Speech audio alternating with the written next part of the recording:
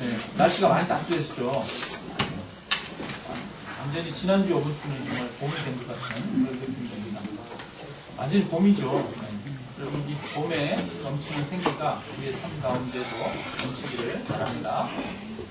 지난주에는 우리가 우리 죄의 결과로 우리의 모든 관계가 파괴되었음을 우리가 말씀드렸습니다. 그러나 예수님이 십자가 지심으로 우리의 막힌 담을 허시고 깨어진 관계들을 주님이 회복시켜 주셨습니다. 예수님은 십자가를 지심으로 우리 죄를 용서하시고 우리를 하나가 되게 하셨습니다. 그리고 우리는 죄를 회개함으로 그 용서의 은혜를 누리게 됩니다. 뿐만 아니라 또 우리가 관계를 회복하기 위해서는 주님의 용서를 우리가 받아들일 뿐 아니라 우리 자신의 죄를 회개할 필요가 있다고 말씀드렸습니다. 다른 사람의 죄를 보는 것이 아니라 먼저 우리가 해야 될 것은 나를 봐야 된다고 말씀드렸죠. 그래서 내가 해야 될 것은 내 죄를 회개하는 것입니다.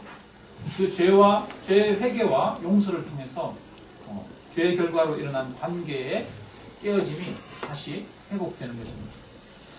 오늘은 또 다른 죄의 결과에 대해서 우리가 함께 말씀을 나누려고 합니다. 죄의 결과로 인해서 생겨난 것 중에 하나가 수치심입니다. 에덴 동산에서 원래 아담과 하와가 벗었으나 뭐 하지 않았다? 얘기합니까? 부끄러워하지 않았다. 그렇게 이야기하고 있죠. 처음에는 벗었으나 서로 부끄러워하지 않았습니다. 그런데 나중에 그 부끄러움이 생깁니다. 아담과 하와가 선악과를 따먹고 나서 하나님이 아담과 하와를 찾을 때, 아담아 내가 어디 있느냐? 찾을 때 아담과 하와는 말합니다. 내가 벗었으므로 두려워하여 숨었나이다. 아담과 하와는 그 이전에 자신의 벗었음을 부끄러워하지 않았습니다. 그런데 이제 죄를 짓고 나서 부끄러워하기 시작했습니다. 그래서 하나님께서 말씀하시죠. 누가 너에게 벗었음을 알려주었느냐? 내가 먹지 말라고 한 그 선악과를 먹었느냐? 이렇게 말씀하십니다. 그러니까 이 부끄러움이라고 하는 것은 이 선악과를 따먹은 결과로 생겨난 거예요. 그러니까 부끄러움이라고 하는 것은 죄의 결과로 생겨난 것입니다. 여러분 우리가 수치심을 느낄 때 우리는 우리의 죄 때문에 우리 안에 수치심이 생기는 거죠. 여러분 죄는 우리를 수치스럽게 합니다. 죄는 우리를 가리고 싶게 만듭니다. 여러분 TV나 이런 데 보면 가끔 이제 경찰에 연행되어서 잡혀가는 그런 범인들의 모습을 보신 적 있죠? 그런 범인들이 이렇게 수갑을 차고 여러분 얼굴을 가리고 있습니까? 아니면 얼굴을 드러내놓고 있습니까? 대부분 얼굴을 가리죠. 아주 흉악범인 외에는 얼굴을 다 가립니다. 근데 얼굴을 가릴 때 보면은 그냥 모자 이렇게 쓰고 마스크만 하는 정도가 아니라 어떤 경우는 이거 있잖아요. 옷을 이렇게 뒤로 이렇게 까지집어 가지고 덮어 쓰고 완전히 얼굴을 가리는 경우도 볼 수가 있습니다. 자기의 그 TV에 나오는 그 모습이 자기 가족들이나 자녀들이나 아니면 친척들 또 이웃들에게 보여질까봐 걱정해서 자기를 숨기고 싶어서 그 옷으로 완전히 덮어 써가지고 자기 모든 것을 가리는 것 아니겠습니까? 이처럼 죄인들은 자기를 가리고 싶어하고 숨기고 싶어합니다. 그만큼 죄는 사람을 수치스럽게 하고 부끄러워하게 만드는 것이죠. 성경에서는 그래서 이 수치가 드러나도록 벌거벗긴다라고 하는 말을 하나님의 심판하시는 것에 대해서 사용하고 있습니다. 하나님은 우리가 죄 지은 것에 대해서 드러내시고 그것을 심판하십니다. 그 심판하심은 어떤 걸로 나타나느냐? 벌거벗기움으로 나타난다는 거예요. 그래서 구약 성경에 보면 곳곳에 하나님께서 이스라엘 백성들을 벌거벗기겠다 이렇게 말씀하십니다. 내가 너희를 심판하겠다. 너희의 죄가 드러나게 하겠다. 이렇게 말씀하시는 거죠. 구약에 보면 이런 구절들이 있습니다. 왕후면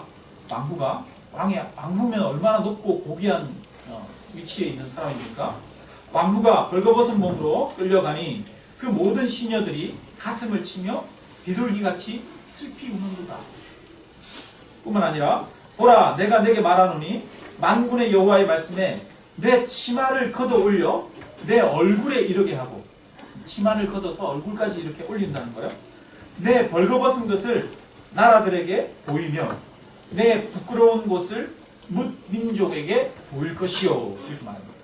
이스라엘 백성들을 하나님이 심판해서 이방의 포로로 끌려가게 하는 그 상황을 어떻게 은유적으로 묘사하느냐 하면 내 벌거벗은 것이 드러나도록 하겠다라는 것으로 이렇게 묘사하고 있습니다. 이처럼 수치가 드러나는 것, 벌거벗게 하는 것은 하나님이 죄에 대해서 심판하시는 것이라는 겁니다. 그러면 반대로 여러분, 하나님이 우리를 심판도 하시지만 하나님이 우리를 용서도 하시지 않습니까? 그러면 하나님이 우리를 용서하는 것은 성경에 어떤 말로 나타날까요? 옷을 입혀준다. 벌거벗긴다 반대는 뭐예요? 옷을 입히는 말입니까?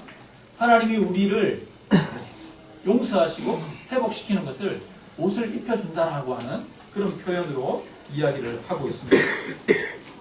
그래서 옷을 입혀주는 것은 우리의 수치를, 우리의 죄를 가려주는 것입니다. 에덴 동산에서 아담과 하와는 제일 먼저 선악과를 따먹은 이후에 무화과 나무를 엮어서 치마를 만들었죠. 여러분, 그 더운 지방에서 무화과 나무로 이렇게 엮어서 치마를 만들었으면 이게 한 몇 시간이나 갈까요? 뭐 몇 시간 지나지 않아서 금방 말라가지고 말려 올라가고 뿐만 아니라 깨져서 부서지고 그렇지 않겠습니까? 무화과 나무는 자기의 수치를 가릴 수 있는 도구가 됩니까? 안 됩니까? 도구가 안 되죠. 완전히 자기의 수치를 가릴 수가 없습니다. 이것은 우리 인간이 스스로 자기의 수치를 가리려고 노력한다는 것을 상징적으로 보여주는 거예요. 여러분, 사람들은 자기 부끄러운 것을 가리고 싶어 하잖아요. 그래서 때로는 좀 체면도 차리고, 여러분, 위선적이 되기도 하고, 가면을 쓰기도 하고, 그렇지 않습니까?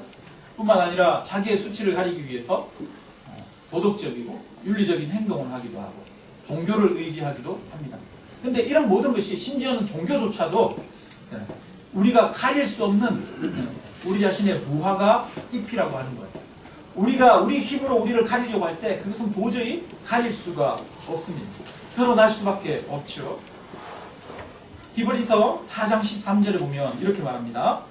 지으신 것이 하나도 그 앞에 나타나지 않음이 없고 우리의 결산을 받으실 이에 눈앞에 만물이 벌거벗은 것 같이 드러나느니라.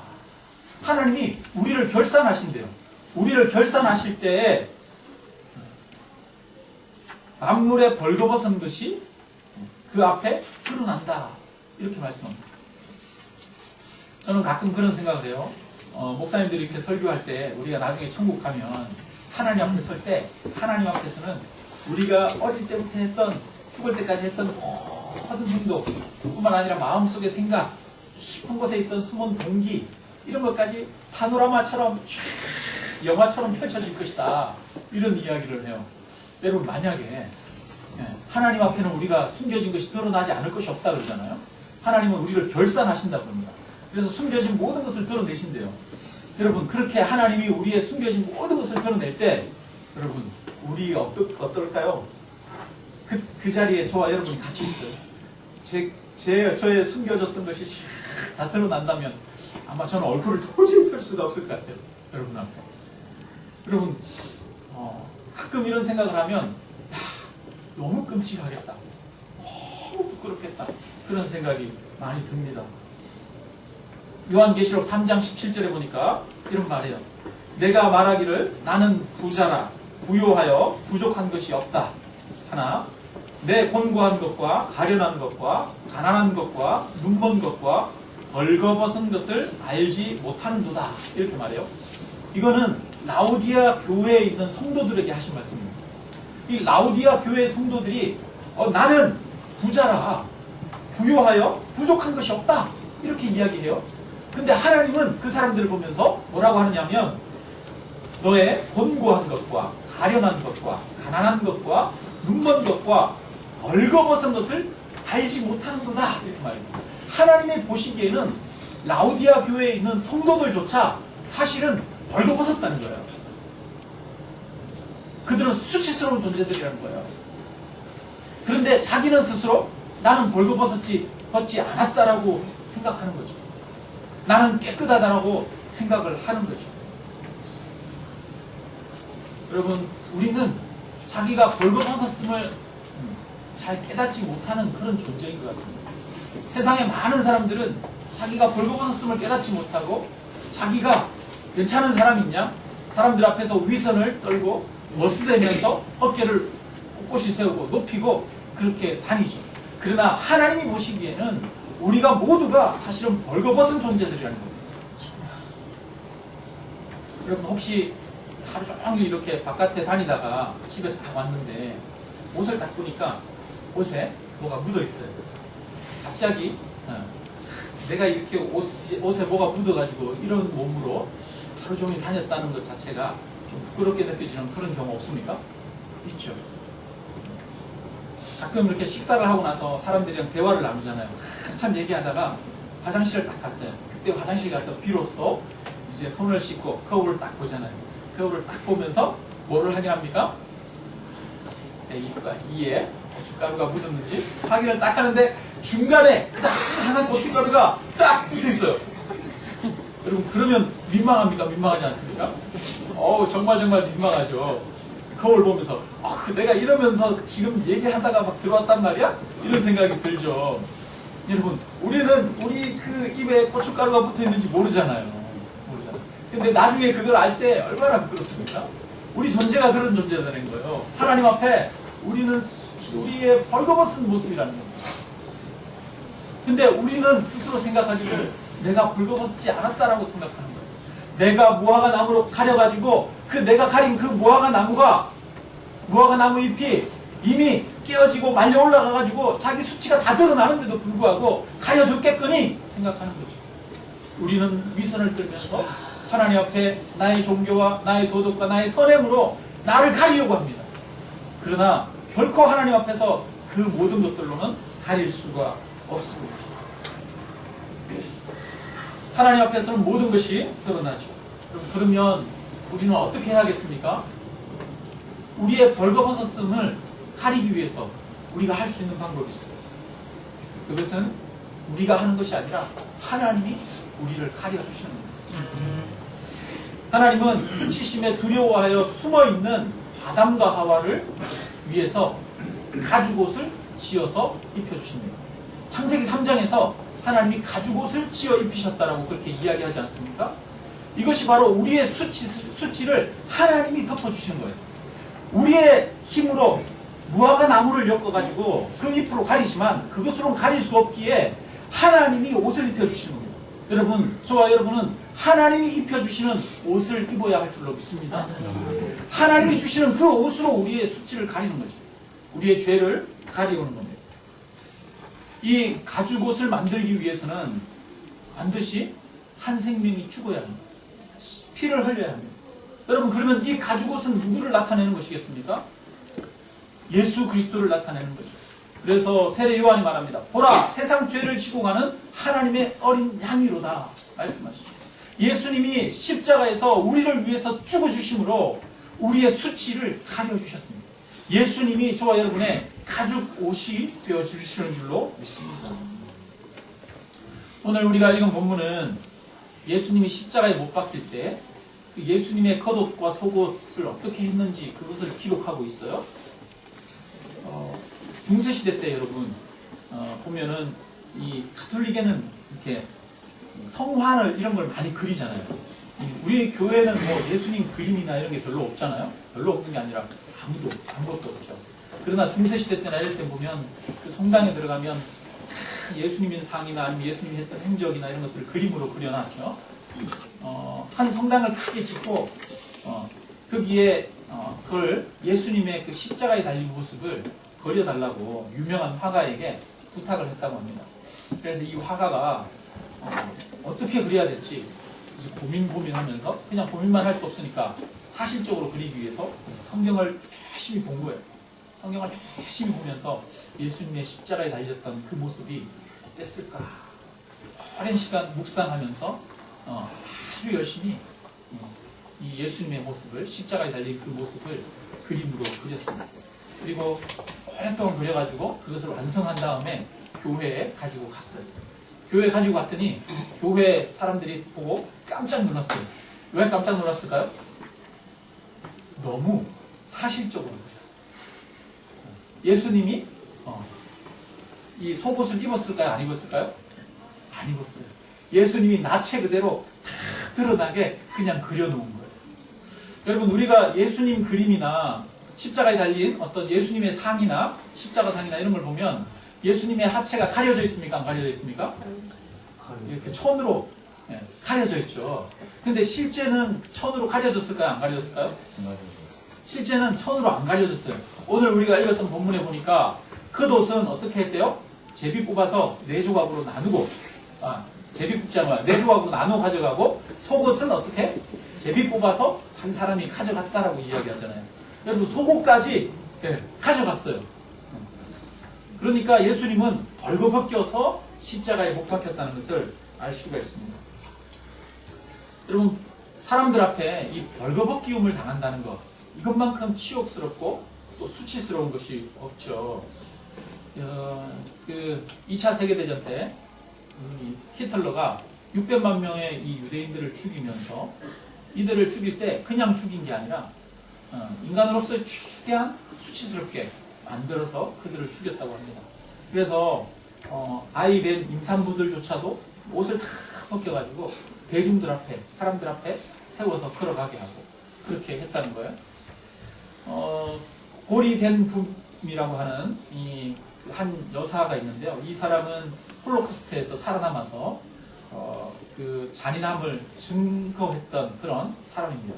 근데 이 여인도 이 독일 병사들에 의해서 완전히 탁 가벗겨져가지고 수용소에서 모든 사람들이 지켜보는 데서 나체로 혼자서 서 있었던 적이 있었다고 합니다. 근데 그녀는 그렇게 나체로 서 있었던 그 기억을 평생 잊을 수 없고 평생에 가장 수치스럽던 그런 순간이었다, 그렇게 이야기를 합니다. 여러분, 나체로 이렇게 그렇게 수치스러울 때 어떤 사람들은 자기의 그런 수치스러운 모습이 드러나는 걸 참을 수 없어가지고 차라리 자결하는 사람들도 있지 않습니까? 내가 이렇게 수치스럽게 살 바에는 아예 목숨을 끊겠다라고 하는 그런 사람들도 있죠. 그만큼 수치라고 하는 것은 참 우리를 힘들게 하는 문제입니다. 어쩌면 우리도 그런 수치스러웠던 경험들이 있을 수도 있어요. 옛날에는 부모님들이 그런 경우도 있죠. 자녀들 잘못하면 벗겨가지고 나가! 그러면서 내쫓았던 적이 있어요. 그죠? 그러면 안 되는데, 그죠? 그런 기억들이 평생 가기도 하는 거죠. 상처로 남는 기억입니다. 그런데 그 우리 주님이 십자가에 매달린 채 벌거벗겨져서 아이들과 어른들과 남자와 여자와 제자들이 지켜보는 가운데 십자가에 못 박혀서 됐습니다. 거기에서 모욕당하고 조롱당하면서 매맞으면서 그 십자가에 달려있습니다. 그런데 예수님은 수치를 당할 뿐이 아니시죠. 예수님은 수치를 당할 만한 죄를 지으신 적이 없습니다. 그럼에도 불구하고 수치를 당했습니다. 왜요? 바로 예수님이 당한 수치는 우리가 당해야 할 그 수치를 대신 당한 겁니다. 사실은 우리가 예수님 대신에 그 십자가에 못 박혀서 벌거벗겨진 채 거기에서 조롱받고 우리가 수치를 당해야 할 그런 사람이었습니다. 그런데 주님이 우리를 대신하신 줄로 믿습니다. 오늘 본문에 나오는 그 옷에 대해서 조금 더 여러분과 말씀을 나누도록 하겠습니다. 23절 우리 다시 한번 같이 읽어보겠습니다. 23절 함께 읽습니다. 군인들이 예수를 십자가에 못 박고 그의 옷을 취하여 네 깃을 나눠 각각 한 깃씩 얻고 속옷도 취하니 이 속옷은 보지 아니하고 위에서부터 몸으로 자란 것이라. 여러분, 군병들이 이 겉옷을 4조각으로 나눠서 하나씩 가져갔대요. 여러분, 요즘 같으면 이 옷을 누가 가져가는 사람이 있겠습니까? 근데 이 당시에는 이 옷이 굉장히 귀하던 시절입니다. 구약 성경에 보면 내가 겉옷을 전당물로 잡았을 때에는 저녁이 되기 전에 돌려주라는 말이 있어요. 이 당시에 어떤 사람에게 돈을 빌려주거나 할 때 전당포나 이런 데 가면 물건을 이제 전당 잡잖아요. 그 저당 잡을 때 뭐를 저당 잡았느냐 하면 겉옷을 저당 잡았대요. 근데 겉옷을 저당 잡으면 저녁이 되기 전에 돌려주라는 거예요. 왜냐하면 그 당시 이 이스라엘 지역은 굉장히 또 덥고 또 춥고 그런 지역이죠. 낮에는 너무 뜨겁고 더운 지역이에요. 그러나 밤이 되면 굉장히 기온이 낮아서 이불을 덮고 자야 되는데 그 당시에는 이불이 없죠. 대부분의 사람들이 겉옷을 덮고 잡니다. 그렇기 때문에 저녁이 되기 전에 그 겉옷을 돌려주라는 거예요. 그러니까 옷이라고 하는 게 굉장히 귀하던 그런 시절이었어요. 그래서 예수님의 옷을 나누어서 가져갑니다. 근데 속옷은 나누지를 못해요. 왜냐하면 오늘 본문에 뭐라고 말합니까? 이 속옷은 포지 아니하고 위에서부터 통으로 짠 것이라. 이게 무슨 말입니까? 무슨 말이냐면 그 꿰맨 자국이 없다는 거예요. 예수님이 속옷을 꿰매서 이렇게 만든 게 아니라 그냥 통으로 짠 옷이라는 거예요. 여러분 우리가 뜨개질 할 때 보면은 뜨개질 해가지고 쇠타 같은 거 이런 거 짜는 경우 있잖아요. 그러면 쇠타 짜면 뜨개질 할 때 이 바느질 자국이 있습니까? 없습니까? 바느질 자국이 없죠. 다 연결해가지고 이렇게 짜지 않습니까? 그게 바로 호는 거예요. 통으로 호와서 짰다는 거예요. 그래서 목에서부터 이렇게 해가지고 무릎까지 덮이게 이렇게 내려오는 그 옷이 바로 속옷입니다. 근데 여기에 보면 이 속옷을 키톤이라고 하는 단어로 기록하고 있어요. 근데 이 키톤이라고 하는 단어는 그냥 일반적인 속옷을 이야기하는 것이 아니라 제사장이 입는 속옷을 이야기하는 거예요. 근데 이 속옷은 다른 사람들이 나눠 가질 수가 없어요. 왜 그렇습니까, 여러분? 쇠타로 이렇게 옷 짰을 때 그거 딱 자르면 그 옷은 쓸 수 있어요, 없어요? 쇠타는 고리가 풀리면 옷이 다 풀어지잖아요. 잘라서 나눠 가질 수 없잖아요. 그래서 예수님의 이 속옷은 통으로 짠 것이라 제비 뽑아가지고 한 사람이 가져갈 수밖에 없었던 거예요. 그런데 이 속옷을 키톤이라고 하는 단어로 표현하고 있습니다. 이것은 일반적인 속옷이 아니라 제사장들이 입는 속옷입니다. 구약 성경에 보니까 출애굽기 20장 26절에 제사장들은 반드시 속옷을 입으라고 그래요. 하나님 앞에 제단에 제사를 드리러 올라갈 때 너희가 그 계단을 올라가면서 너희 하체가 드러나도록 하지 말라는 거예요. 하나님 앞에는 자신의 수치스러운 부분을 가리고 올라가도록 했습니다. 그래서 출애굽기에 보면 하나님이 성막을 지을 때 하나님이 여러 가지 물품들을 만들라고 지시하는데 그 중에 하나가 제사장의 옷입니다. 제사장의 옷은 특별하게 제작이 되었어요. 제사장의 옷은 겉옷만 제작이 된 게 아니라 속옷도 제작이 됐는데 가는 배실로 세마포로 불을 짜가지고 통으로 짜서 가리는 속옷을 만들었습니다. 그게 하나님 앞에 수치를 가린다는 그런 의미예요. 나의 죄를 가리고 하나님 앞에 나아간다라고 하는 그런 의미입니다. 이것을 히브리어로는 케토네트라고 합니다. 케토네트. 그것이 이제 속옷이라고 하는 단어예요. 이 뜻이 뭐냐 하면 덮어주다, 숨기다, 가리다 이런 뜻이 있습니다. 근데 바로 이 단어, 케토네트라고 하는 이 단어가 성경에 처음 나오는 데가 어디냐면 창세기 3장이에요. 창세기 3장 어디에 나올까요? 하나님이 우리에게 뭘 주실 때? 아담과 하와에게 가죽 옷을 주실 때. 그것이 케토네트라는 단어입니다. 그러니까 이 가죽 옷은 하나님이 아담과 하와의 죄를 덮어주실 때 입혀주셨던 거예요. 그것을 하나님 앞에 나아가는 제사장들이 나아갈 때 입었던 옷입니다. 근데 그 옷을 누가 입고 있어요? 예수님이 입고 계십니다. 그래서 예수 그리스도가 우리의 죄를 가리는 대제사장이 된다는 사실을 가르쳐주고 있는 거죠. 근데 그 우리의 죄를 가리는 그 옷을 예수님은 벗기움을 당하셨어요. 예수님은 그 옷을 벗기움을 당하시고 예수님이 십자가에 못 박히셨죠. 그리고 예수님이 벗기움을 당한 그 케토네트라고 하는 그 옷은 다른 사람에게 주어져서 다른 사람을 덮는 그런 옷이 된 줄로 믿습니다. 여러분, 이 옷이 신약 성경 요한계시록에도 등장해요. 요한계시록 19장에 보면 우리가 천국에서 혼인잔치를 한다고 합니다. 하나님 앞에 가서 하나님과 혼인잔치를 하면서 거기서 함께 기뻐하고 함께 즐거워합니다. 그런데 함께 기뻐하고 함께 즐거워하는 자들은 거기에서 반드시 옷을 입고 있어요. 어떤 옷일까요? 거기에 나오는 단어가 키톤이라고 합니다. 키톤이 뭡니까? 여기서부터 여기까지 쭉 가려지는 그 세마포 옷. 요한계시록에 나오는 그 세마포 옷이 바로 에덴 동산에서 아담과 하와를 덮어주셨던 그 가죽옷과 같은 옷인 거예요. 예수님이 벗으시고 예수님이 수치를 당하실 때 입었던 그 속옷이 바로 이 세마포 옷인 겁니다.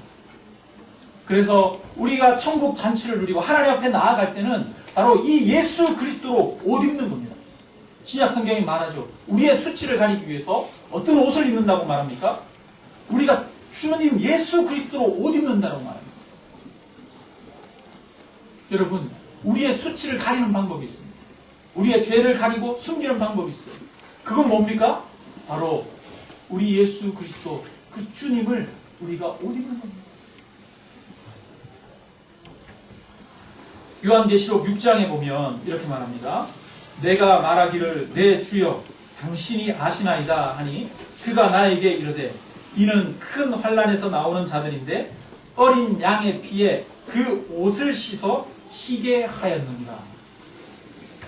우리가 하나님 앞에 나아갈 때 여러분 우리가 희고 깨끗한 모습으로 하나님 앞에 나아갑니다. 희고 깨끗한 모습으로 나아갈 수 있는 이유는 예수 그리스도의 그 피가 우리를 희고 깨끗하게 씻으셨기 때문입니다.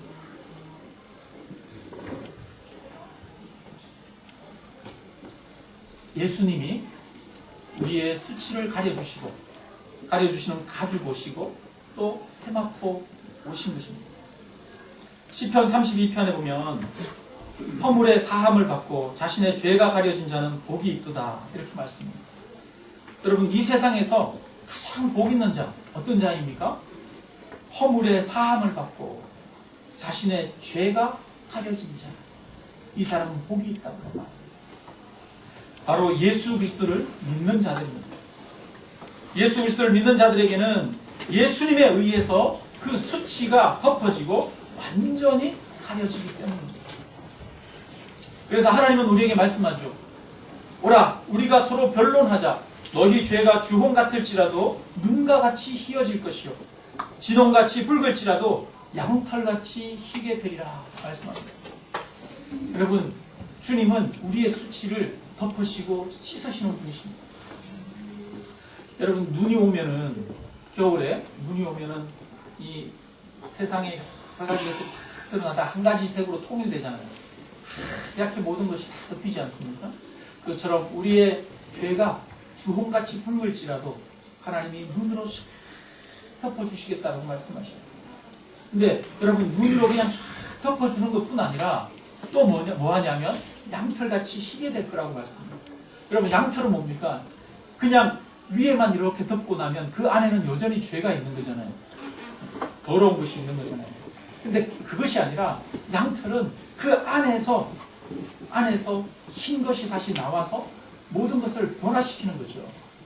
우리가 예수 그리스도를 믿을 때 예수 그리스도의 성령이 하나님의 성령이 우리 안에 들어오셔서 우리 안에서 역사하셔서 우리 안에 모든 더러운 것들을 변화시키셔서 깨끗하게 하시는 줄로 믿습니다. 뿐만 아니라 우리의 모든 죄악을 흰 눈같이 위에서 덮으시고 안에서 새롭게 하시는 줄로 믿습니다. 주님은 말씀합니다. 하나님은 자기 죄를 자백하는 자의 그 죄를 다시는 기억지도 아니하신다라고 말씀합니다. 그래서 우리의 모든 죄를 덮으시는 분이 하나님이십니다. 여러분, 저와 여러분은 이 예수 그리스도의 십자가를 통해 저와 여러분의 모든 수치와 죄악들이 하나님으로부터 덮음받은 줄로 믿습니다. 그러니까 우리가 이제 천국에 갈 때 여러분 하나님이 모든 것을 결산하셔요. 모든 것을 결산할 때 그 앞에 갔을 때 여러분 우리의 수치가 다 드러날까요? 드러나지 않을까요? 우리의 수치가 다 드러나야 되는 그 순간에 바로 주님의 보혈로 우리를 덮으시는 줄로 믿습니다. 여러분 우리 중에는 모든 사람들이 다 자기 안에 아무에게도 말할 수 없는 상처들이 있는 경우가 있죠. 부끄러운 부분이 있을 수 있습니다. 모든 사람들이 수치심을 가지고 있어요. 누구에게도 말할 수 없는 그런 마음들이 아마 있는 부분도 있습니다. 여러분, 그러나 그것을 하나님 앞에 나와서 고백하실 때 하나님께서는 우리의 그 모든 죄를 용서하시고 덮으시는 줄로 믿습니다. 그래야 우리를 흰 눈보다 희게, 양털보다 희게 하신 줄로 믿습니다. 말씀을 마칩니다. 그래서 이 주님의 사랑은 덮으시는 사랑입니다. 그래서 베드로전서 4장에서는 이렇게 말합니다. 무엇보다도 뜨겁게 서로 사랑할지니 사랑은 허다한 죄를 덮는다. 여러분, 사랑은 죄를 덮는 겁니다. 허물을 덮는 겁니다. 하나님이 우리의 허물을 덮으셨어요. 여러분, 우리 각자 한 사람 한 사람 보면 사실 허물이 없는 사람들이 어디 있겠습니까? 참 이렇게 우리가 생활하면서 살아가다가 보면 이 손이나 이런 데 작은 가시나 이런 것들이 돋잖아요. 그러면 그게 신경 써야 안 써요? 그게 다 험너무 신경 쓰이잖아요. 하루 종일 생활하면서 그게 자꾸 신경 써야지고 만지고 그러는데 사실은 그게 별거 아닌 경우가 있잖아요. 별거 아닌데 그거를 가지고 뜯어내가지고 오히려 상처를 더 크게 하고 그런 경우 있습니까? 없습니까? 있죠. 그냥 그걸 그냥 덮어버리면 아무것도 아닌데 그냥 살면 되는데 여러분, 우리는 그거를 가지고 견디지를 못해서 자꾸 뜯어냅니다. 근데 여러분, 사실은 우리 안에 여러분 연약한 부분이 없는 사람이 누가 있습니까? 상처가 없는 사람 없고 허물이 없는 사람이 없지 않습니까? 어쩌면 이 순간에 가장 많이 덮음을 받아야 할 사람이 저인지도 모르겠습니다. 많은 분들 앞에서 서 있기 때문에 저의 약점과 허물과 연약함들이 다 드러날 수밖에 없죠. 이분이 보는 관점, 저분이 보는 관점, 다른 관점들이 있지 않겠습니까? 저 안에는 분명히 여러분을 실족해 하고 여러분을 넘어지게 하는 그런 연약한 요소들이 있을 겁니다. 우리는 서로가 서로에게 그렇게 연약한 모습들이 있을 겁니다. 부족한 모습들이 있을 겁니다. 근데 하나님이 저와 여러분을 덮으신 줄로 믿습니다. 아멘. 그래서 성경은 우리에게도 말합니다. 무엇보다도 뜨겁게 사랑할지니 사랑은 허다한 죄를 덮는다. 우리가 서로를 덮어주는 그런 공동체가 되기를 주님의 이름으로 축원합니다. 서로의 약점과 허물을 덮어주는 곳, 그곳에 바로 예수 그리스도가 함께 하시는 줄로 믿습니다. 잠언 10장 12절에 미움은 다툼을 일으켜도 사랑은 모든 허물을 가리는다. 잠언 17장 9절 허물을 덮어주는 자는 사랑을 구하는 자야. 그것을 거듭 말하는 자는 친한 것을 이간하는 자야. 여러분, 허물을 덮어주는 것. 이것이 바로 예수 그리스도의 사랑 안에 우리가 머무르는 것이고 뿐만 아니라 우리가 정말 공동체 안에서 서로가 하나가 되는 진정한 비결인 줄로 믿습니다. 우리에게 우리 죄를 덮어주시는 하나님입니다. 오늘 하나님은 저와 여러분의 모든 죄를 그 십자가로 덮으신 줄로 믿습니다. 창세기부터 요한계시록까지 하나님이 말씀하십니다. 이 옷을 저와 여러분에게 입혀주신다고 말합니다. 가죽 옷을 입혀주셨습니다. 예수님이 피 흘려서 저와 여러분의 모든 허물을 덮어주셨습니다. 그러므로 저와 여러분이 그 하나님의 은혜 가운데서 서로가 서로의 허물을 덮어주는 그런 아름다운 공동체가 되기를 주님의 이름으로 축원합니다. 우리 함께 찬양드리겠습니다. 찬송가 255